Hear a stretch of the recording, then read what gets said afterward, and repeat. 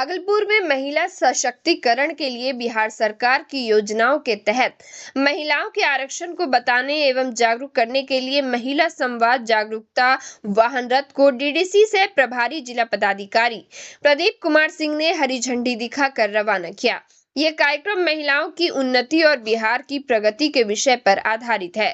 मुख्यमंत्री के द्वारा बिहार की महिलाओं को आत्मनिर्भर बनाने के लिए कई योजनाएं चलाई जा रही है, जिसमें पंचायती राज संस्थाओं और नगर निकायों के चुनाव में महिलाओं को 50% आरक्षण, शिक्षक नियुक्ति में 50% आरक्षण, बिहार पुलिस और विभिन्न सरकारी सेवाओं में 35% आरक्षण और खेल विश्वविद्यालय, अभियंत्रण और चिकित्सा महाविद्यालय में 33% आरक्षण शामिल है। महिला संवाद जागरूकता वाहन रथ भागलपुर के अतिथि भवन से निकाली गई, जो हर गांव और कस्बे में जाकर प्रत्येक दिन 2-2 कार्यक्रम करेगी।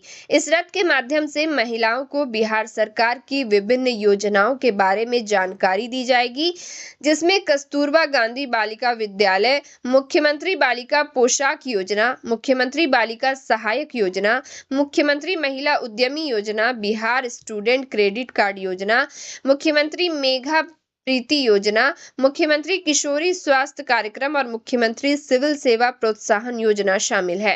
बिहार सरकार द्वारा जितनी भी जन कल्याणकारी योजनाएं चलाई गई हैं, चाहे मुख्यमंत्री साइकिल योजना हो, मुख्यमंत्री पोशाक योजना हो, मुख्यमंत्री सिविल सेवा प्रोत्साहन योजना हो, जीविका योजना हो, जिनसे महिलाओं के जीवन में व्यापक चेंज आए हैं, बदलाव आए हैं और महिलाओं की प्रगति के लिए जितने कार्य किए गए उनके बारे में बताया जाएगा।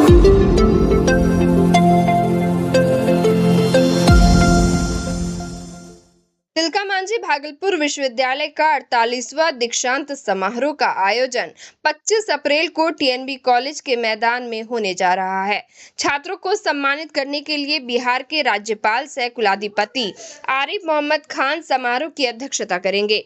इस दीक्षांत समारोह में कुल 9100 छात्रों को डिग्री मिलना सुनिश्चित हुआ है, जिसमें 151 को गोल्ड मेडल, 31 को स्मृति पदक और 217 को पीएचडी की डिग्री प्रदान की जाएगी, जिसको लेकर पंडाल निर्माण का कार्य टीएनबी कॉलेज मैदान में काफी तेजी से चल रहा था। रात में आए आंधी तूफान के चलते पूरा अर्धनिर्मित पंडाल जमीन पर गिरकर ध्वस्त हो गया। कुछ कुर्सियां भी टूटी है। हालांकि इसमें किसी के हताहत होने की सूचना नहीं है, लेकिन अगर ये दुर्घटना दीक्षांत समारोह में हो जाती तो ये बड़ी दुर्घटना को अंजाम दे सकता था। वहीं इस मामले को लेकर जब संबंधित पदाधिकारी से मोबाइल के जरिए वार्ता की गई तो उन्होंने कहा कि आंधी तूफान काफी तेज था, ऊपर तिरपाल देने के चलते ये पंडाल नीचे आ गिरा।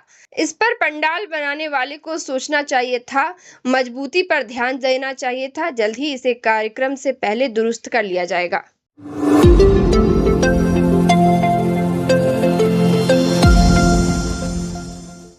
भागलपुर जिले के कहलगांव में नेशनल हाईवे 80 के चौड़ीकरण को लेकर अतिक्रमण हटाओ अभियान चलाया गया। प्रशासन की कई चेतावनी के बावजूद जब अतिक्रमण नहीं हटा तो बुलडोजर चलाकर कार्रवाई की गई। इस दौरान कई निर्मित ढहाए गए, जिनमें Indian oil petrol pump, Bajaj showroom, Amit tyres और शारदा पाठशाला हाई स्कूल की बाउंड्री वॉल शामिल है। प्रशासन ने बताया कि अतिक्रमणकारियों को कई बार नोटिस भेजे गए थे और एक दिन पहले माइकिंग कर पूरे शहर में सूचना भी दी गई थी। बावजूद इसके कई मकान मालिक समय रहते अतिक्रमण हटाने को तैयार नहीं हुए। जब चेतावनी का असर नहीं हुआ तब प्रशासन ने बुलडोजर चलाकर सख्त कार्रवाई की।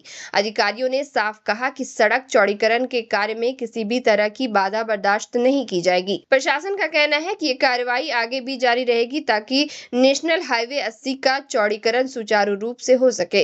इस अभियान के दौरान प्रशासन की टीम पूरी तरह से मुस्तैद रही और किसी भी तरह की अप्रिय स्थिति से निपटने के लिए तैयार थी।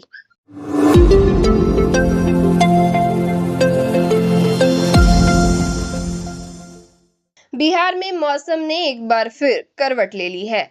ऐसे में भागलपुर समेत आसपास के अन्य जिलों में खूब बारिश हुई है। रात से ही तेज हवा के साथ साथ बारिश की शुरुआत हो गई है।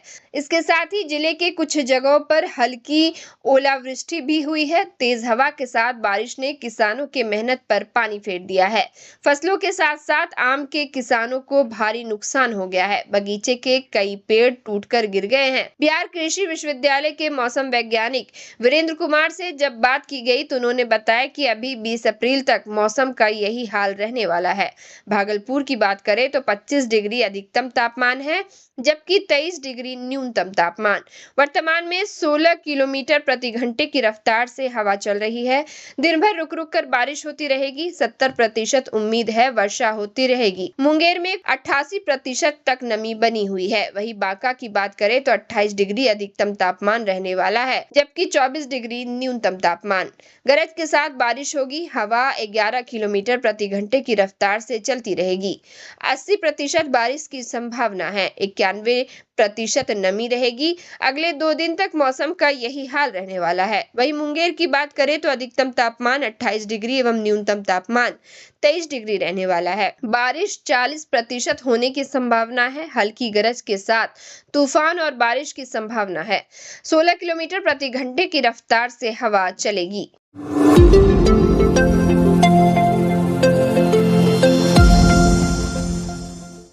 भागलपुर जिला अंतर्गत घोघा थाना क्षेत्र के पक्की सराय के पास हुए सड़क हादसे में घायल हुए मजदूर राजेंद्र ताती की शुक्रवार को मायगंज अस्पताल में इलाज के दौरान मौत हो गई। हादसे के बाद से ही परिजनों का रो रो कर बुरा हाल है। जानकारी के अनुसार बीते 15 अप्रैल को राजेंद्र ताती किसी दुकान से सामान लाने के लिए मुख्य सड़क पर गए थे।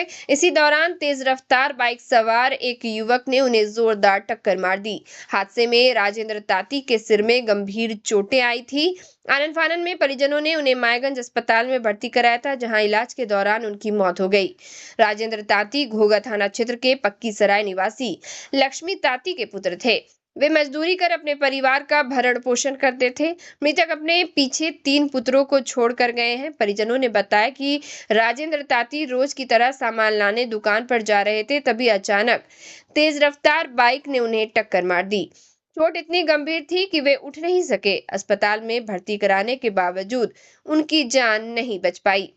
घटना के बाद पुलिस ने शव को अपने कब्जे में लेकर पोस्टमार्टम के लिए भेज दिया। शुक्रवार को पोस्टमार्टम की प्रक्रिया पूरी कर शव परिजनों को सौंप दिया गया। पुलिस मामले की जांच में जुट गई है। वहीं बाइक सवार की पहचान कर गिरफ्तार करने की तैयारी की जा रही है। वो एक्सीडेंट हुआ है सर, रोड दुर्घटना हुआ है। पेट्रोल पंप पक्की सराय जो है ना, पक्की सराय के मतलब कि नज़दीक में मतलब कि बाइक के साइड में कुछ इस तरह से वो एक्सीडेंट हो गया। ये पैदल थे? हाँ, ये पैदल थे। मतलब रोड क्रॉस कर रहे थे अमुक बगले में जाने के लिए। तो उसके साथ दोस्त था, देखा कि अनबैलेंस हो गया और गिर गया, तो मोटरसाइकिल वाला तो भाग गया।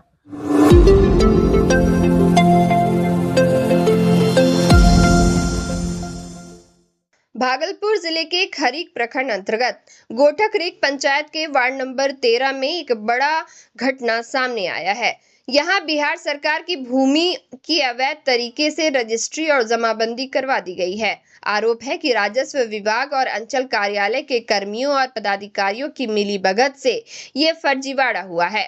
मामले के अनुसार 4 पुश्तों से 70 से 80 महादलित परिवार बिहार सरकार की भूमि पर झोपड़ी और खपड़ेल का घर बनाकर रहते आ रहे थे, लेकिन अब यह भूमि किसी और के नाम पर रजिस्ट्री और जमाबंदी कर दी गई है। जनवरी 2024 में खरीक अंचल के तत्कालीन सीओ निशांत कुमार ने जानकारी दी थी कि यह भूमि बिहार सरकार की है, लेकिन अक्टूबर 2024 में यह भूमि कर्णदेव सिंह के नाम पर रजिस्ट्री और जमाबंदी कर दी गई। अब सवाल उठ रहा है कि इतना बड़ा फर्जीवाड़ा कैसे हुआ। राजस्व विभाग और अंचल कार्यालय के अधिकारी और कर्मचारी ही इस पर जवाब दे सकते हैं। इस मामले में सरकार की भूमिका पर भी सवाल उठ रहे हैं कि वह इस पर अंकुश क्यों नहीं लगा पा रही है। इस फर्जीवाड़े के कारण महादलित परिवारों को अपने जमीन से बेदखल होने का खतरा है। ये परिवार वर्षों से इस जमीन पर रह रहे थे और अब उन्हें अपनी जमीन से बेदखल करने की तैयारी की जा रही है। ये मामला सरकार की नीतियों और राजस्व विभाग की कार्यप्रणाली पर सवाल उठा रहा है। अब देखना होगा कि सरकार इस पर क्या संज्ञान लेती है और आगे क्या कार्रवाई करती है। क्या सरकार इन महादलित परिवारों को न्याय दिला पाएगी या फिर ये फर्जीवाड़ा यूं ही चलता रहेगा। समस्या ये है सर कि हम सब बहुत गरीब आदमी हैं और हमारे दादा परदादा इस जमीन पे बसते आ रहे हैं। उसके बाद जो है हम सब भी इस पे कम से कम 50-60 परिवार का लोग हैं। सभी आदमी इस पे रह रहे हैं। कब से बहुत दिन से रह रहे हैं, कम से कम 100 बरस तो हो ही चुका होगा। कहा कि दादा परदादा हमारा गुजर चुका, अब हम भी जो है 40-50 का होने चले। कोई दिक्कत अभी तक नहीं आया था, हम सब परिवार इस जमीन पे रह रहे थे। बाकी बात जो है, बगल वाला जो है वो बोला कि मैं अपना बंदोबस्त करा लिया हूँ, तो बंदोबस्त करा लिया हूँ तो ये जमीन खाली करो।